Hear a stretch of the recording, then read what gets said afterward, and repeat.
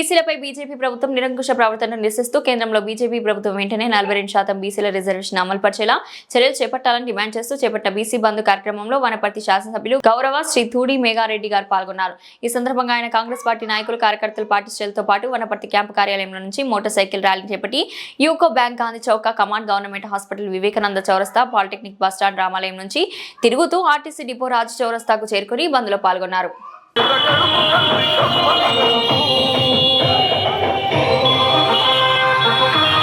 పట్టణ అధ్యక్షులు చందర్ గారి ఆధ్వర్యంలో నేను, నాతో పాటు వనపర్తి మార్కెట్ చైర్మన్ శ్రీనివాస్ గౌడ్ గారు, చందర్ గారు, మిగతా నాతో పాటు ఈ కార్యక్రమంలో పాల్గొన్న వనపర్తి కాంగ్రెస్ పార్టీ నాయకులందరూ, మాజీ మున్సిపల్ చైర్మన్లు, మాజీ మున్సిపల్ వైస్ చైర్మన్లు, మాజీ కౌన్సిలర్స్, మిగతా NSI, youth Congress, SC, ST, BC కుల సంఘాల అధ్యక్షులందరూ, ఫ్రంటల్ ఆర్గనైజేషన్ అధ్యక్షులందరూ, మిగతా కాంగ్రెస్ కుటుంబ సభ్యులందరికీ పేరు పేరున నమస్కారం తెలియజేసుకుంటూ, ఈ పత్రికా మిత్రులకు కూడా ప్రత్యేకంగా ధన్యవాదాలు తెలియజేసుకుంటూ, ఈరోజు ఈ కార్యక్రమాన్ని విజయవంతం చేసిన కాంగ్రెస్ పార్టీ క్యాడర్ అందరికీ, సహకరించిన వనపర్తి పట్టణ ప్రజలందరికీ ప్రత్యేకంగా ధన్యవాదాలు తెలియజేసుకుంటూ, ఈ కార్యక్రమాన్ని ప్రశాంతంగా నడిపిస్తున్న పోలీస్ సిబ్బంది కూడా మనం అభినందనలు తెలియాలి.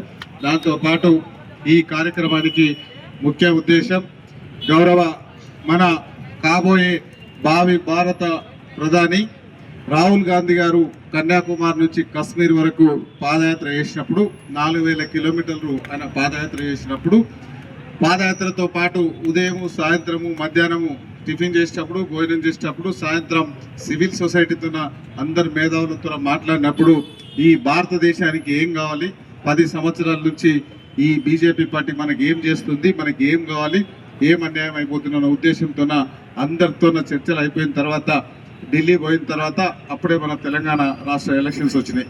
దానిలో ఎలక్షన్ల కంటే ముందు కామారెడ్డిలో బీసీ డిక్లరేషన్ పేరు మీద గౌరవ ఏఐసిసి అధ్యక్షులు మల్లికార్జున్ ఖార్గే గారు, సోనియా గాంధీ గారు, రాహుల్ గాంధీ గారు, అప్పుడున్న మన పిసిసి అధ్యక్షులు శ్రీ రేవంత్ రెడ్డి గారు, మన కాంగ్రెస్ పెద్దలందరూ కామారెడ్డి డిక్లరేషన్ పెట్టి తెలంగాణ రాష్ట్రంలో కాంగ్రెస్ పార్టీ అధికారంలోకి వస్తే మేము ఇవన్నీ కులగణన చేస్తామని అక్కడ మాట ఇచ్చినాం.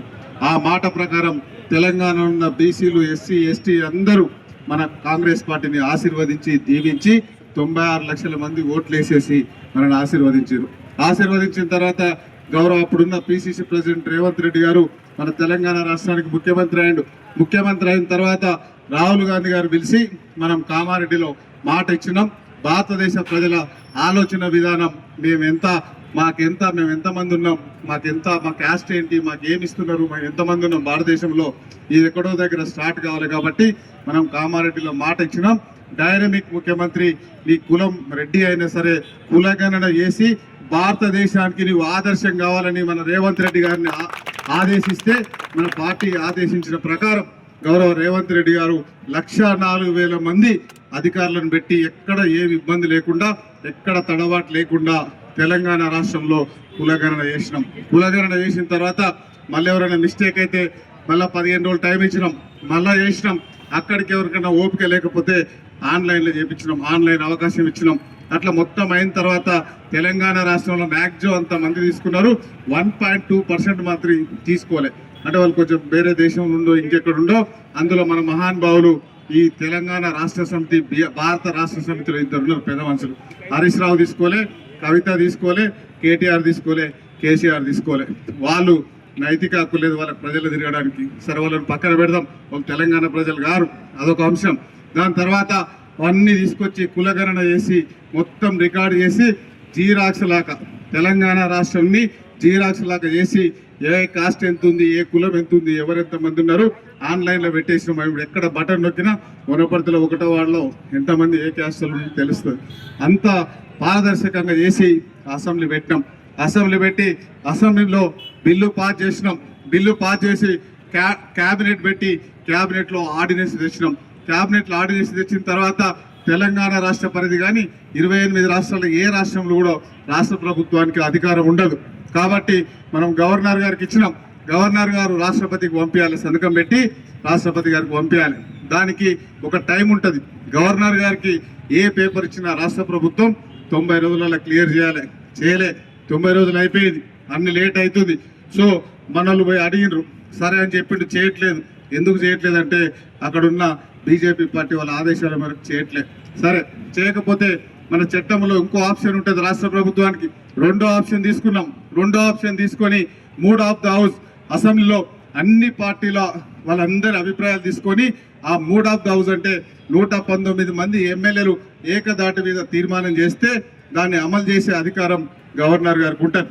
సో మళ్ళా మూడ్ ఆఫ్ ది హౌస్ ప్రకారం మళ్ళా అసెంబ్లీలో చట్టం చేసి బిల్లు పాస్ చేసి మళ్ళా క్యాబినెట్లో ఆర్డినేట్ చేసి జీవో నెంబర్ 9 తీసేసి గవర్నర్ గారికి పంపించినాం. గవర్నర్ గారు చేయాలి, ఇంకా లాస్ట్ ఆప్షన్ చేయలేదు. మనకేం సమాధానం చెప్పట్లేదు. బీజేపీ వాళ్ళని డిమాండ్ చేసినాం, అందరినీ డిమాండ్ చేసినాం, అది చేయలేదు. చేసి ఎట్లాంటి పరిస్థితుల్లో వాళ్ళు చేసే ఉద్దేశం లేదు. బీజేపీ పార్టీకి సహకరించే ఉద్దేశం బీఆర్ఎస్ పార్టీకి లేదు. కాబట్టి జీవో 9 ప్రకారం మనం చేసిన కులగణన ప్రకారం ఎలక్షన్లకు పోయినాం. ఎలక్షన్లకు పోయి నోటిఫికేషన్ వేసినాం. నోటిఫికేషన్ వేసిన తర్వాత కొంతమంది స్టే తీసుకున్నారు, కోర్టుకు పోయిండ్రు, స్టే తీసుకున్నారు. హైకోర్టు కానీ సుప్రీంకోర్టు కానీ ఇంతకుముందు వాళ్ళు ఇచ్చిన ప్రకారం దాని ప్రకారం రాజ్యాంగంలో పార్లమెంట్ ఆ చట్టం చేయాలి కాబట్టి అది అక్కడ ఆగిపోయింది. ఆగిపోయిన తర్వాత మన అంతర్ బీసీ సంఘాల నాయకులు, మేధావులు, అడ్వకేట్స్ అందరితో మనం గౌరవ ముఖ్యమంత్రి గారు, పిసిసి అధ్యక్షులు మహేష్ కుమార్ గౌడ్ గారు మొత్తం చర్చించారు. చర్చించిన తర్వాత నిన్నగాక మొన్న మన కృష్ణయ్య గారి ఆధ్వర్యంలో మిగతా బీసీ నాయకులందరూ మహేష్ అన్న దగ్గర గాంధీ భవన్ పోయారు. గాంధీ భవన్ పోతే దీనికి ఈ కులగణన చేసిన దానికి ఈ బీసీ గణన 42% ఇచ్చేదానికి అదొక్కటి కాంగ్రెస్ పార్టీకే పేటెంట్ ఉంటుంది. మీకు ఎవరికి మాట్లాడే నైతిక హక్కు లేదు కాబట్టి మేము 100% మద్దతు ఇస్తామని మన పిసిసి ప్రెసిడెంట్ అక్కడ మాట ఇచ్చిండు. దాంట్లో భాగంగానే మనం ఈరోజు ఇక్కడ అన్ని బంద్లో పాల్గొంటున్నాం. అక్కడ వరకు బాగానే ఉంది. దాని తర్వాత ఇంకో పెద్ద జోక్ ఏంటంటే బీజేపీలు కూడా మద్దతు ఇస్తున్నారట. బీజేపీలు మద్దతు ఇస్తున్నారట. వాళ్ళు మద్దతు కాదు ఇవ్వాల్సింది, దాన్ని జీవోగా చట్టం చేసి చేయాలి. ఎందుకు చేయాలంటే అప్పుడు జయలలిత గారు తమిళనాడులో ముఖ్యమంత్రి ఉన్నప్పుడు పివి నరసింహారావు గారు ప్రధానమంత్రి ఉన్నారు. వాళ్ళ తమిళనాడు ప్రజల తమిళనాడు ప్రజల వాళ్ళ కోరిక, వాళ్ళ డిమాండ్, వాళ్ళ అన్ని పార్టీలు కలిపి పివి నరసింహారావు గారికి పంపిస్తే 50% క్రాస్ చేసిన 65% తమిళనాడుకు సహకరించిన అప్పటి మన ప్రధానమంత్రి పివి నరసింహారావు ఎక్కడ, ఇప్పుడున్న తెలుగువారు, మళ్ళీ ఇప్పుడున్న బీసీ ప్రధానమంత్రి అని చెప్పుకునే మోడీ గారు ఎక్కడ, ఇవన్నీ ఆలోచన చేయాలి. రామచంద్రరావు గారికి, బీజేపీ అధ్యక్షులు రామచంద్రరావు గారికి, బీజేపీ మంత్రి కిషన్ రెడ్డి గారికి, బీజేపీ మంత్రి సంజయ్ గారికి, మిగతా 6 మంది ఎంపీలు ఉన్నారు. బీఆర్ఎస్ పార్టీని గుండుసూని ఇచ్చి మిమ్మల్ని 8 మందిని గెలిపించారు. మీకు బాధ్యత లేదా? మీకు బీసీ లోట్లు వేయలేదా? మీకు ఎస్సీ లోట్లు వేయలేదా? మీకు ఎస్టీ లోట్లు వేయలేదా? తెలంగాణ రాష్ట్ర ప్రజలు మీకు ఓట్లు వేసారు. ఎందుకు ఇచ్చిండ్రు? ఆడ మోడీ ఉన్నాడు కాబట్టి. ఇక్కడ బీఆర్ఎస్ ఉంటే ఏం ఉపయోగం లేదు. కనీసం బీజేపీ ఉంటే ఇట్లాంటి జీవోలో ఇట్లాంటి స్కీమ్స్ సెంట్రల్ నుంచి తీసుకురావాలని మీకు సహకరించారు, మీకు ఓట్లు వేసిండ్రు. మీరేం చేస్తున్నారు? ఈరోజు బీసీ బంధుకు మద్దతు ఇస్తున్నారు. అది కాదు మీరు చేయాల్సింది. గవర్నర్ గారి దగ్గరికి మా మంత్రుల కమిటీని తీసుకెళ్ళండి. మీరు రండి, మీరు లీడ్ చేయండి. మీ ఎంబడి మేము రావడానికి రెడీ ఉన్నాం. తీసుకెళ్లి గవర్నర్ గారితో సంతకం పెట్టించి పార్లమెంట్లో చట్టం చేసి ఇచ్చే బాధ్యత మీ మీద ఉంది. కానీ మీరు మద్దతు ఇవ్వాల్సిన అది కాదు. అబద్ధాలు చెప్పి తెలంగాణ ప్రజలను మోసం చేస్తున్నారు. కాబట్టి ఇక్కడ నుంచి నేను బీజేపీ వాళ్ళకి డిమాండ్ చేస్తున్నా, ఈ బీసీ 42% మేము చిత్తశుద్ధితోనే మేము ఇచ్చిన మా ముఖ్యమంత్రి గారు ఇచ్చిన జీవోను మీరు పాస్ చేస్తారా, చెయ్యరా? దానికి సమాధానం చెప్పాలి. ఒకవేళ చేయకపోతే తెలంగాణ రాష్ట్రంలో ఉన్న బీజేపీ పార్టీ ఇక్కడ తిరిగే నైతిక హక్కు మీకు లేదు. రాబోయే రోజులలో ఇది గల్లీలో కాదు కదా, హైదరాబాద్లో కాదు కదా, ఇప్పుడు ఇచ్చిన ఇక్కడికే లాస్ట్ ఎలక్షన్ అయితే మీకు మిమ్మల్ని అందరూ కర్రు కాల్చి వాత పెడతారు. కాబట్టి మీరు దృష్టిలో పెట్టుకోవాలి. అక్కడున్న మోడీ గారు కూడా ఆలోచన చేయాలి. తెలంగాణ రాష్ట్ర ప్రజలు బీఆర్ఎస్ని కాదని మీకు ఓట్లు ఇచ్చిండ్రు, మీకు ఆ బాధ్యత ఉంది. మీరు నైతికంగా కూడా మీరు బీసీ కాబట్టి మీరు మాకు సహకరించాల్సిందిగా డిమాండ్ చేసి ఈ బీఆర్ఎస్ పార్టీ మాతో పాటు ఢిల్లీకి ధర్నాకు రాలే. మాతో పట్టణ అధ్యక్షులు చందర్ గారి ఆధ్వర్యంలో నేను, నాతో పాటు వనపర్తి మార్కెట్ చైర్మన్ శ్రీనివాస్ గౌడ్ గారు, చందర్ గారు, మిగతా నాతో పాటు ఈ కార్యక్రమంలో పాల్గొన్న వనపర్తి కాంగ్రెస్ పార్టీ నాయకులందరూ, మాజీ మున్సిపల్ చైర్మన్లు, మాజీ మున్సిపల్ వైస్ చైర్మన్లు, మాజీ కౌన్సిలర్స్, మిగతా NSA, youth Congress, SC ST BC కుల సంఘాల అధ్యక్షులందరూ, ఫ్రంటల్ ఆర్గనైజేషన్ అధ్యక్షులందరూ, మిగతా కాంగ్రెస్ కుటుంబ సభ్యులందరికీ పేరు పేరున నమస్కారం తెలియజేసుకుంటూ, ఈ పత్రికా మిత్రులకు కూడా ప్రత్యేకంగా ధన్యవాదాలు తెలియజేసుకుంటూ, ఈరోజు ఈ కార్యక్రమాన్ని విజయవంతం చేసిన కాంగ్రెస్ పార్టీ క్యాడర్ అందరికీ సహకరించిన వనపర్తి పట్టణ ప్రజలందరికీ ప్రత్యేకంగా ధన్యవాదాలు తెలియజేసుకుంటూ ఈ కార్యక్రమాన్ని ప్రశాంతంగా నడిపిస్తున్న పోలీస్ సిబ్బంది కూడా మనం అభినందనలు తెలియాలి. దాంతో పాటు ఈ కార్యక్రమానికి ముఖ్య ఉద్దేశం గౌరవ మన కాబోయే భావి భారత ప్రధాని రాహుల్ గాంధీ గారు కన్యాకుమారి నుంచి కశ్మీర్ వరకు పాదయాత్ర చేసినప్పుడు 4000 కిలోమీటర్లు ఆయన పాదయాత్ర చేసినప్పుడు పాదయాత్రతో పాటు ఉదయం సాయంత్రము మధ్యాహ్నము టిఫిన్ చేసేటప్పుడు భోజనం చేసేటప్పుడు సాయంత్రం సివిల్ సొసైటీతో అందరు మేధావులతో మాట్లాడినప్పుడు ఈ భారతదేశానికి ఏం కావాలి, 10 సంవత్సరాల నుంచి ఈ బీజేపీ పార్టీ మనకి ఏం చేస్తుంది, మనకి ఏం కావాలి, ఏం అన్యాయం అయిపోతున్న ఉద్దేశంతో అందరితో చర్చలు అయిపోయిన తర్వాత ఢిల్లీ పోయిన తర్వాత అప్పుడే మన తెలంగాణ రాష్ట్ర ఎలక్షన్స్ వచ్చినాయి. దానిలో ఎలక్షన్ల కంటే ముందు కామారెడ్డిలో బీసీ డిక్లరేషన్ పేరు మీద గౌరవ ఏఐసిసి అధ్యక్షులు మల్లికార్జున్ ఖార్గే గారు, సోనియా గాంధీ గారు, రాహుల్ గాంధీ గారు, అప్పుడున్న మన పిసిసి అధ్యక్షులు శ్రీ రేవంత్ రెడ్డి గారు, మన కాంగ్రెస్ పెద్దలందరూ కామారెడ్డి డిక్లరేషన్ పెట్టి తెలంగాణ రాష్ట్రంలో కాంగ్రెస్ పార్టీ అధికారంలోకి వస్తే మేము ఇవన్నీ కులగణన చేస్తామని అక్కడ మాట ఇచ్చినాం. ఆ మాట ప్రకారం తెలంగాణలో ఉన్న బీసీలు, ఎస్సీ, ఎస్టీ అందరూ మన కాంగ్రెస్ పార్టీని ఆశీర్వదించి దీవించి 96 లక్షల మంది ఓట్లు వేసేసి మనల్ని ఆశీర్వదించారు. ఆశీర్వదించిన తర్వాత గౌరవ అప్పుడున్న పిసిసి ప్రెసిడెంట్ రేవంత్ రెడ్డి గారు మన తెలంగాణ రాష్ట్రానికి ముఖ్యమంత్రి అయిన తర్వాత రాహుల్ గాంధీ గారు పిలిచి మనం కామారెడ్డిలో మాట ఇచ్చినాం. భారతదేశ ప్రజల ఆలోచన విధానం మేము ఎంతమంది ఉన్నాం, మా క్యాస్ట్ ఏంటి, మాకు ఏమి ఇస్తున్నారు, మేము ఎంతమంది ఉన్నాం భారతదేశంలో, ఇది ఎక్కడో దగ్గర స్టార్ట్ కావాలి కాబట్టి మనం కామారెడ్డిలో మాట ఇచ్చినాం.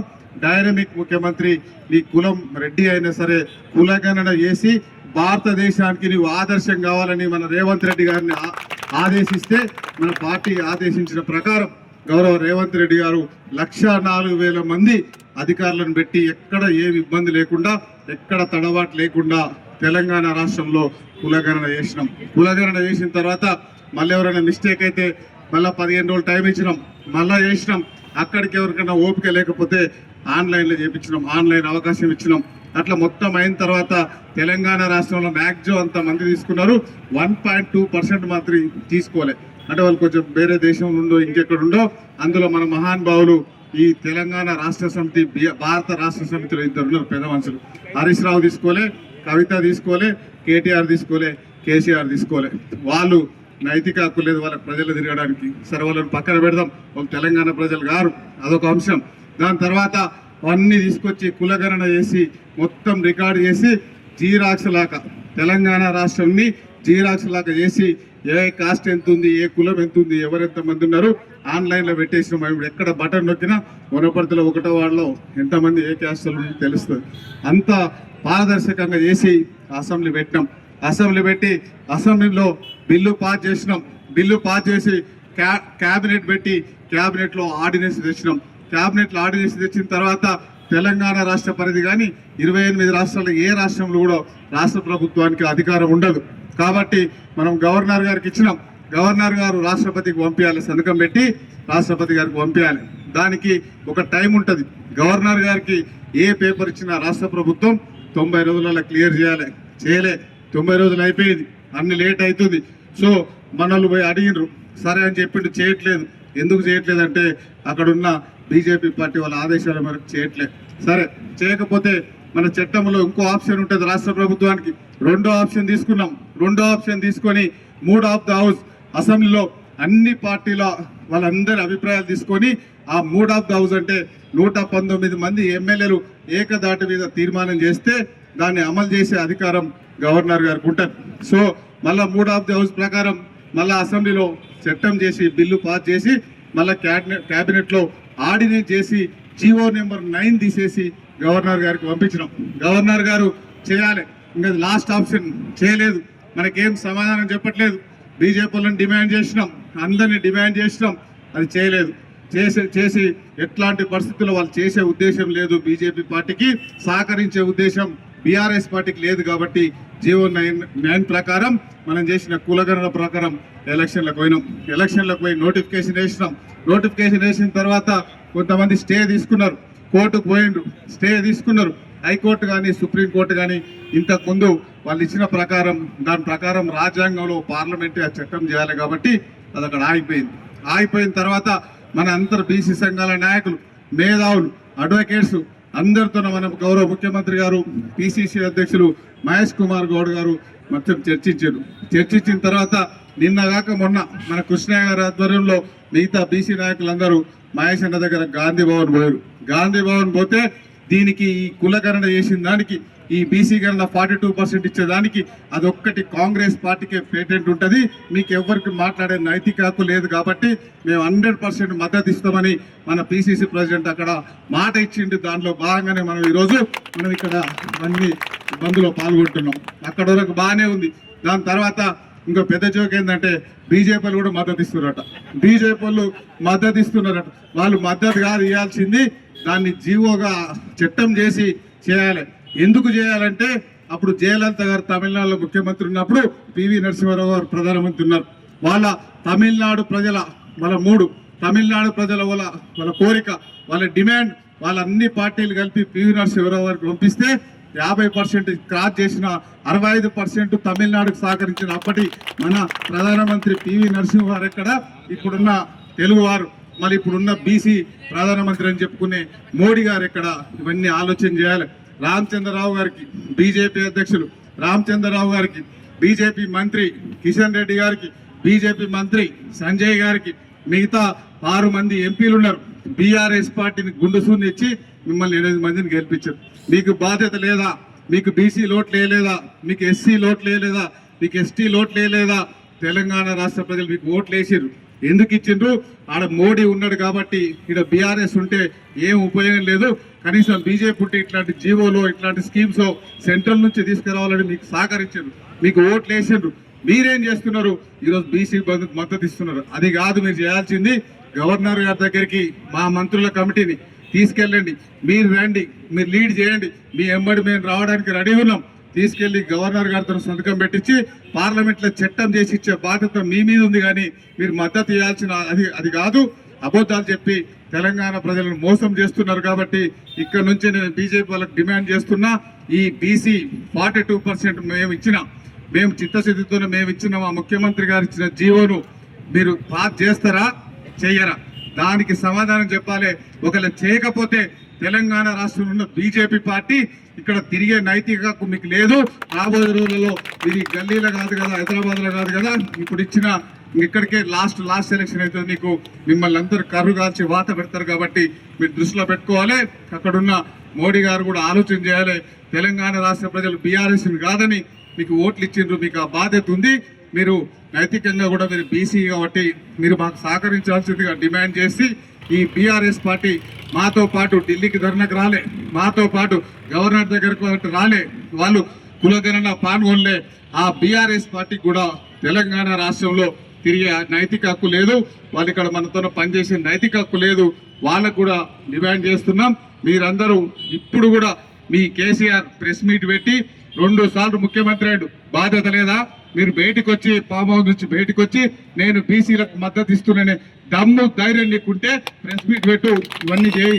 ఇవన్నీ ఈ బీసీ కానీ ఇవన్నీ కానీ ఈ బీసీ గణన కానీ కుల గణన కానీ భారతదేశానికి ఇప్పటి వరకు ఏ క్యాస్ట్కు అవన్నీ చట్టం ఇచ్చినా, సీలింగ్ యాక్ట్ తెచ్చినా, బ్యాంకింగ్ సిస్టమ్ తెచ్చినా, ఇందిరమ్మ ఇల్లు ఇచ్చినా, అన్ని స్కీములు తెచ్చినా కాంగ్రెస్ పార్టీ చేసింది.